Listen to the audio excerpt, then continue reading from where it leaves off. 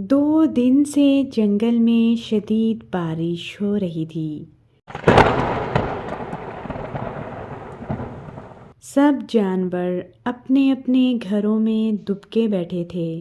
بارش کی وجہ سے سردی میں اچانک اضافہ ہو گیا۔ ریچھ بارش کی وجہ سے 2 دن سے شکار پر نہ جا سکا۔ اس کی بیوی بھی پریشان بیٹھی تھی۔ ان کے بچے بھی بھوک سے نڈھال ہو رہے تھے۔ لگ رہا تھا کہ بارش کا یہ سلسلہ کئی دن جاری رہے گا۔ بھوک سے بچے رو رہے تھے اور چھوٹے کو تو بخار ہو گیا۔ ماں سے یہ دیکھا نہ جا رہا تھا۔ ریچھ دروازے کی سیڑھیوں پر سر جھکائے پریشان بیٹھا تھا۔ تم شکار پر کیوں نہیں جاتے؟ بیوی نے ریچھ سے کہا تو اس نے غصے سے بیوی کو دیکھا۔ اتنے زوروں کی بارش ہو رہی ہے، میں خوراک کا بندوبست کیسے کروں؟ یہ سن کر تھوڑی دیر وہ خاموش رہی، پھر کچھ سوچ کر نرمی سے کہنے لگی، کوئی گلہری، کوئی پھل، کوئی مردار جانور، کوئی پرندہ، کچھ نہ کچھ تو خوراک کے لیے مل ہی جائے گا۔ گھر سے نکلو گے جبھی تو ملے گا۔ ریچھ باہر برستی بارش کو دیکھنے لگا۔ ریچھ کی بیوی نے تھوڑی دیر بعد پھر کہا، باہر جاؤ، بچے بھوکے ہیں، زمین پر پڑے پھل مل جائیں تو لے آؤ۔ ریچھ خاموش ہی رہا۔ ننھا ریچھ یہ سب باتیں سن رہا تھا۔ وہ چپکے سے اٹھا اور بغیر بتائے بارش میں ہی باہر نکل آیا۔ اس نے چند دن پہلے بیری کے ایک درخت پر شہد کا چھتا دیکھا تھا۔ وہ برستی بارش میں ادھر کو چل پڑا۔ اسے بھوک لگ رہی تھی کیونکہ 2 دن سے اس نے کچھ بھی نہیں کھایا تھا۔ اچانک بارش تیز ہو گئی۔ اسے اپنی والدہ اور والد کی یاد آئی، لیکن اب وہ آدھے راستے تک پہنچ چکا تھا، اس لیے خالی ہاتھ واپس جانا نہیں چاہتا تھا۔ گہرے بادل چھائے ہوئے تھے۔ جب وہ بیری کے درختوں کے پاس پہنچا تو وہ سب کچھ بھول گیا۔ اچھا خاصا اندھیرا ہو گیا۔ جب وہ بیری کے پاس پہنچا تو اس وقت اولے برس رہے تھے۔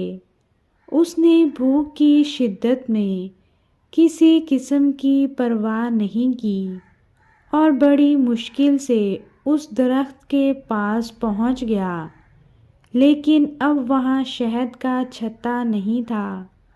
اولے تیزی سے برس رہے تھے۔ اس کا سارا جسم پانی سے بھیگ گیا تھا۔ شہد نہ پا کر اس کی بھوک اور بھی بڑھ گئی۔ وہ خود کو بہت کمزور محسوس کر رہا تھا۔ اولوں سے بچنے کے لیے وہ ایک درخت کے نیچے کھڑا ہو گیا۔ اس حالت میں کافی دیر گزر گئی۔ دوسری طرف اس کے والدین اس کی تلاش میں بے چین ہو گئے۔ ریچھ جو بارش میں گھر سے نہیں نکل رہا تھا، اب جنگل میں مارا مارا پھر رہا تھا۔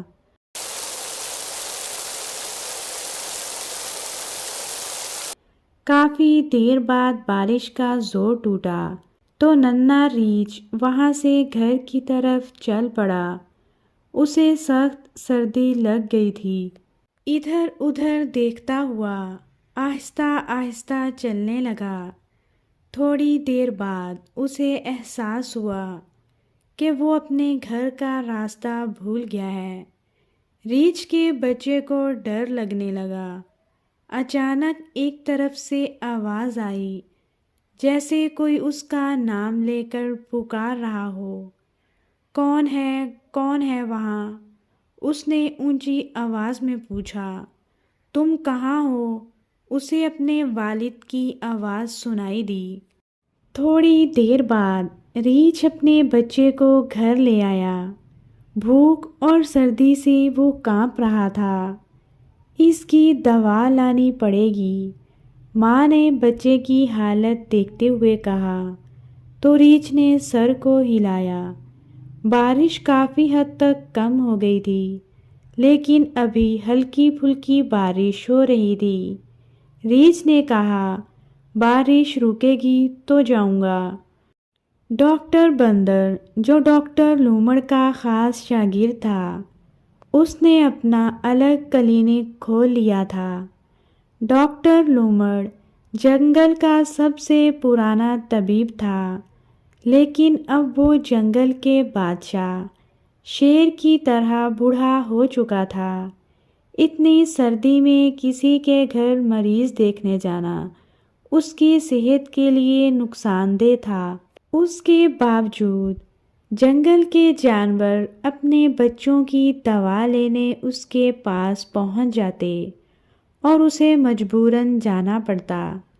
اب اتنی شدید بارش میں کوئی اس کا دروازہ کھٹکھٹا رہا تھا اور ڈاکٹر لومڑ میں ہمت نہیں تھی کہ وہ اٹھ کر دروازے تک جائے۔ اس نے وہیں سے کہا، کون ہے؟ اس کی آواز میں بیزاری تھی۔ ڈاکٹر صاحب، میرے بچے کو سردی لگ گئی ہے، مہربانی کر کے اس کے لیے کوئی دوا یا کوئی جڑی بوٹی دے دیں۔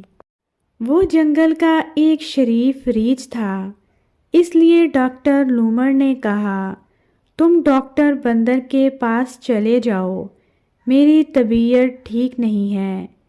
میں وہاں گیا تھا، وہ دوا کی قیمت میں خوراک مانگتا ہے۔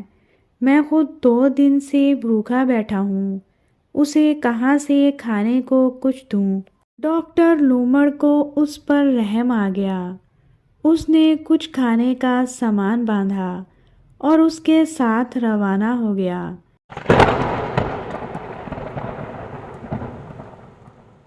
جب وہ گھر پہنچے تو ڈاکٹر لومڑ نے ننھے ریچھ کو پہلے شہد چٹایا۔ شہد سردی میں بہت مفید ہوتا ہے۔ اس کے بعد اسے جنگلی پھل کھانے کے لیے دیے۔